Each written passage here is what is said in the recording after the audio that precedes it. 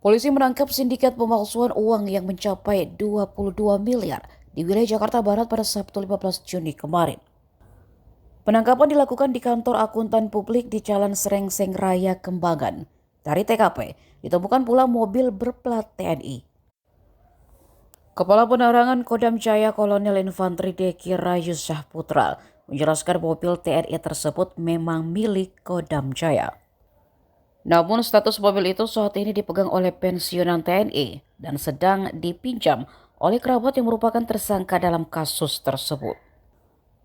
Oleh karena itu, Deki membantah keterlibatan anggota TNI dalam kasus ini. Deki menyebut nomor plat dinas yang terpasang ada di dalam daftar Kepala Peralatan Kodam selaku pihak yang berhak mengeluarkan plat nomor tersebut. Kepala Peralatan Kodam Jaya diketahui mengeluarkan plat dinas itu untuk seorang anggota TNI berpangkat Kolonel R. Jarod. Namun, Jarod disebut sudah pensiun sejak 2021 lalu. Berdasarkan penelusuran Kodam Jaya, mobil tersebut diketahui tengah dipinjam oleh salah satu tersangka berinisial FF. FF diketahui merupakan kerabat dari Kolonel R. Jarod. Di sisi lain, Jarod sendiri disebut tak tahu menahu mobilnya diperuntukkan untuk apa. Jarod disebut hanya mengetahui bahwa FF meminjam mobilnya untuk bertamu.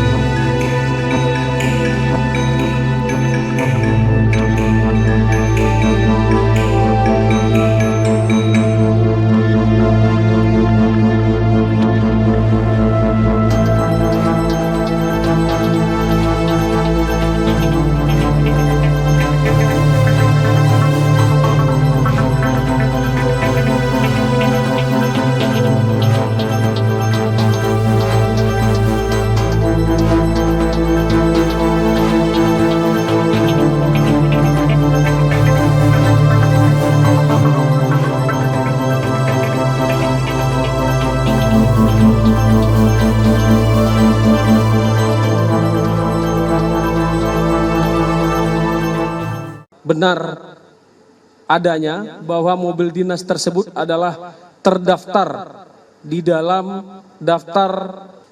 Pada kesempatan ini saya selaku Kapendam Jaya izin menyampaikan terkait dengan hal tersebut. Tadi sudah panjang lebar disampaikan sama Bapak Dirkrim terkait dengan kami selaku Tentara Nasional Indonesia, khususnya Angkatan Darat. Dari beberapa rekan-rekan media pernah bertanya kepada kami terkait hal ada di TKP terdapat satu mobil jenis Hilux berplatkan nomor dinas. Kebetulan nomor dinas tersebut di situ tertera jelas punyanya milik Kodam Jaya.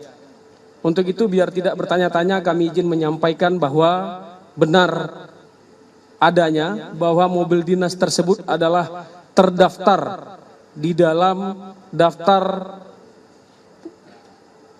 Kapaldam Jaya selaku yang berhak mengeluarkan nomor dinas di Paldam Jaya. Akan tetapi pemiliknya adalah Kolonel CHB yang sudah pensiun, Bapak R. Jarod, sudah pensiun di tahun 2021.